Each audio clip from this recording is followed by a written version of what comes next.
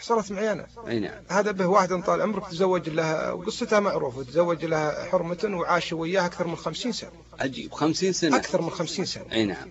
وعايشين في بيت واحد، وهي بنت ناس بهم خير وناس طيبين طال عمرك.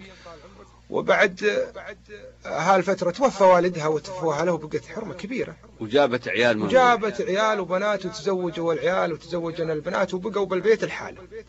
عجيب. هي وزوجها. نعم. راح وتزوج لواحدة عمرها 20 سنة ومسكها البيت.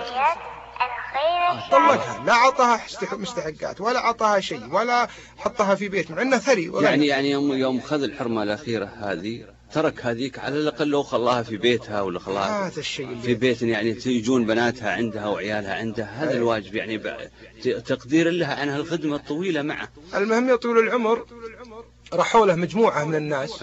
ما قدروا يقنعونه بشيء. جابوني أنا، قال تكفى أبو شايم، رح معنا لها الرجل تعرفه وكذا. وقد تقنعه إنه يعني يرد على حرمته ويخليها، يعني يقدرها، مو يرد، أقل شيء يحطها بشقة وبيته وشيء. نعم. المهم جيناه والله ويستحي يقدرني شوي، قال شوف يا أخوي أنا ما هو بنا، أنا الدولة يقاعدون. نعم. ما لحظة الدولة يقاعدون بس ما هو بمثلك. الدولة لما يقاعدون يعطون راتب شهري وبطاقة مستشفى. والله لو زوجتك خادمة 50 سنة عند الدولة يمديها عندها قصور، ما هو بيت واحد. نعم. قال المهم اللي ما هو معجبه يمسك الباب وبس. المهم قلت طيب.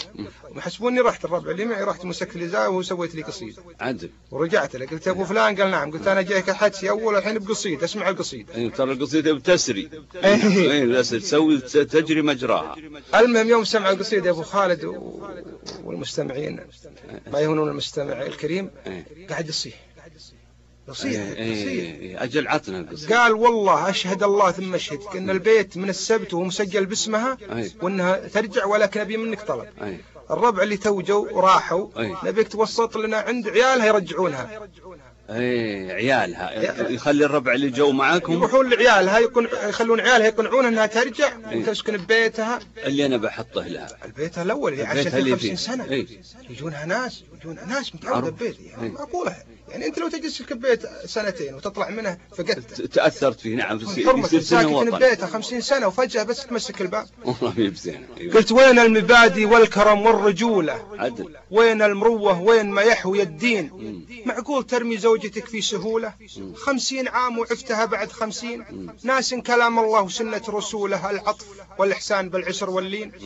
بعد التعب والجهد صولة وجولة، مراحل مرت لها سنين وسنين، ومن بعد ما وصلت لسن الكهولة رميتها من غير جيم ولا سين. الحق والله ما انت يا شين حوله، ما خفت ربك يوم عرض الموازين. مسكينة راحت ذليلة خجولة، لا مال لا مسكن ولا واقع زين، غير البكى ما في شيء تقوله. مكسورة ذاقت عذاب الأمرين، يا مسكين. مفروض عن جور الزمان وميوله، ترفع مواجعها ولو ما معكشين. إكرامها واجب تنفذ حصوله، والله لو تاخذ من الدين بالدين. خويتك وانت حفيد الزحولة، حصيلها من خوتك دمعة العين. راجع قرارك واحتزم بالرجولة، ومن رد ما عده شرد والرد شيء. اي والله. وقعد الرجل قال بس والله وسجل البيت باسمها. فالهدف يا ابو خالد بيض الله وجهك. لا وهذه يعني تستاهل طويلة العشرة معه وام عياله يعني.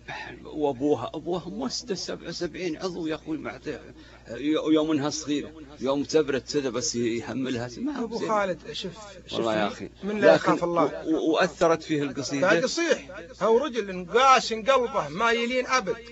من يوم اني قلت مسكينة الراحه الذليله خجوله، لا مال ولا تاثر. مسكينة الراحه الذليله خجوله، لا مال لا مسكن ولا واقع زين. تلقاها تستحي بنت حلال لو تصيح صياح ما سمع صوت. لا والمشكله وش اللي تجي اللي تملكه ما هو بلها بعد تعطي فلانه وتصدق وتروح وجيرانه وكل يدعي له. بس هي تبي هالبيت وتبي حنانه وعطفه، وانها ما تتغطى عنه وتقعد ومعززت مكرمه. لا يا ابو خالد يا ابو المستمع، ما يخالف الرجل، ما يخالف الطلاق، الله اللي شارع الطلاق صح، ولكن فيه رفع.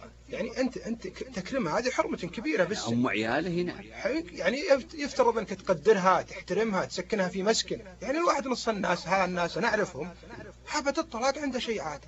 طيب ما يخالف طلق، بس تمسك هالباب وين تروح؟ اي والله. هذه إنسانة 50 سنة عندك. نعم. وعيالها ما عاد يستقبلونها الحين، وبناتها تعتبر ضيفة عندهم. الله تصيفي. يعني هي الآن صاحبة المكان وتهلي وترحب، ولا ترتاح إلا في بيتها اللي عاشت فيه. نعم. يعني غلط، يعني الواحد يتق الله في نفسه، لأن الدنيا ما تدوم. اي والله ما تدوم، والحياة ما فيها خير. لكن إن شاء الله نقول لا يزالون الناس إن شاء الله فيهم أكيد خير. أكيد. شوف هذا الرجل يعني رد إلى رشده، وأثر عليه الكلام الطيب ولان والحمد، وهذه من الأسباب الطيبة اللي إن شاء الله ينحل فيها مشكلة، اللي هو موضوع الشعر والقصيدة، يأثر تأثيره. أي نعم، صح لسانك.